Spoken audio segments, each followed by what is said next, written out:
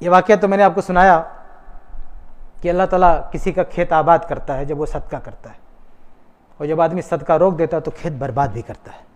اب بربادی کا واقعہ سنو، اور یہ بھی فضائل اعمال نہیں، یہ تو قرآن سے سناتا ہوں۔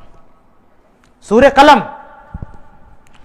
میں ایک قصہ ہے، اللہ نے بیان کیا کہ ایک شخص تھا، اس کے بعد لمبا چوڑا باغ تھا، اور جب اس کی کھیتی کرتی تھی، باغ میں پھل آتے تھے، نکالتے تھے، بانٹتے تھے، تو اس وقت وہ اعلان کرتا تھا سارے محلے کے غریبوں کو بلاؤ، مسکینوں کو بلاؤ، آج کھیت کی کٹائی ہے، اور سب سے پہلے گھر لے آنے سے پہلے غریبوں کو یہی بانٹنا۔ وہ کھیتی میں بلا کے سب کو بانٹ دیتا تھا، گھر بھی نہیں لاتا، دھکا لانا، ارے اعلان کر چلو چلو آج ہمارے باغ میں چلو، کھیت میں چلو، سب کو بانٹنا ہے۔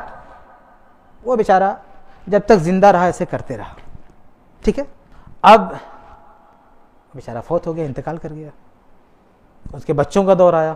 اب بچوں کا ڈیسیجن دیکھو، بچے بولتے ابا پتہ نہیں کہ یہ سب کرتے تھے، ہم ایسا نہیں کرنے والے۔ اور چونکہ ہر سال کا یہ معمول ہے بھائی، پرمپرا ہے، جیسے ہم کاٹتے لوگ پہنچ جاتے، تو اس بار ہم راتوں رات کاٹ لیتے تاکہ کوئی آنے نہ پائے، اور بات کرتے رہے۔ قرآن نے نکل گیا وَهُمْ يَتَخَافَتُونَ أَلَّا يَدْخُلَنَّهَا الْيَوْمَ عَلَيْكُمْ مسکین، یہ قرآن کے الفاظ ہیں۔ سورہ قلم سورہ 23 سے 33 تک آپ پڑھیے۔ یہ لوگ کیا کہتے ہیں؟ اللہ يَدْخُلَنَّهَا الْيَوْمَ عَلَيْكُمْ مسکین، آج کوئی مسکین یہاں نظر نہ آنے پائے، سب کاٹ کے لے آؤ، کوئی مسکین پھٹکنے نہ پائے۔ ادھر پلاننگ کر رہے ہیں لوگ، بچے۔ اور اس کے بعد پہنچے کھیت میں، ان کا کھیت تو غائب ہے، ساری فصل تباہ ہے، برباد ہے۔ تو کیا بولتے؟ فلما رأوها قالوا انا لضالون، وہاں پہنچے گئے، کہیں ہم لوگ راستہ تو نہیں بھٹک گئے، کہاں گئے بھائی؟ انا لضالون، ہم کہیں اور تو نہیں آ گئے؟ بل نحن محرومون، جو سوچ بچار کیا تو کہا نہیں، ہم صحیح جگہ آئے ہیں، لیکن نحن محرومون، ہم محروم کر دیے گئے۔ اللہ نے چھین لیا، اللہ نے یہ نعمت چھین لیا۔ کیوں؟ کیونکہ ہم نے غلط فیصلہ کیا۔ آگے ہے قالوا سبحان ربنا انا كنا ظالمین، ان لوگوں نے کہا اللہ تو بہت پاک ہے، بڑی ہستی، یقیناً ہم نے ظلم کیا۔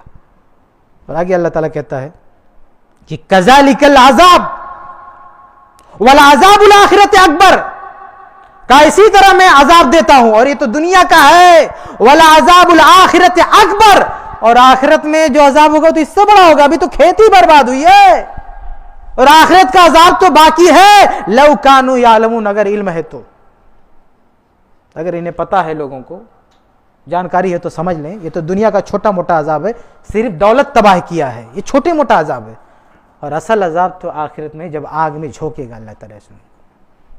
تو دونوں نمونہ آپ کو دکھایا نا، ایک کھیت اس بندے کا تھا، اللہ تعالیٰ اسپیشل بارش برسا رہا ہے، اور ایک کھیت اس بندے کا، اللہ تعالیٰ نے پہنچنے سے پہلے تہس نہس کر دیا۔ فرق کیا ہے دونوں میں؟ دونوں کھیتی باڑی کرنے والے، فرق یہ وہ غریبوں کو نواز رہا ہے اور یہ مسکینوں کو روک رہا ہے۔ یہ صحیح واقعات ہیں میرے بھائیوں۔ ایسے حالات میں، اس لاک ڈاؤن میں، ہمیں چاہیے کہ ہم یہ سب پڑھیں اور لوگوں کو خدمت خلق پر ابھاریں کہ اگر ایسا کرو گے تو یہ فائدہ ہے، نہیں کرو گے تو یہ عذاب ہے، یہ تو دنیا کا ہے۔ قرآن کے الفاظ پڑھو، کذالک العذاب، ایسے اللہ عذاب دیتا ہے دنیا میں، والعذاب الآخرۃ اکبر، اور آخرت کا عذاب تو اور بڑا ہے۔ تو خدمت خلق کے دنیاوی فائدے آپ کو بتا رہا تھا میں، کہ دنیاوی فائدہ یہ کہ آپ کا مال بڑھتا ہے، آپ کی نعمت بڑھتی ہے، یہ فائدہ۔ اور لاس کیا ہے؟ اگر آپ ایسا نہیں کرتے تو وہ مال برباد ہوتا ہے، دولت برباد ہوتی ہے، آسمان سے زمین پہ گرتے ٹائم نہیں لگتا۔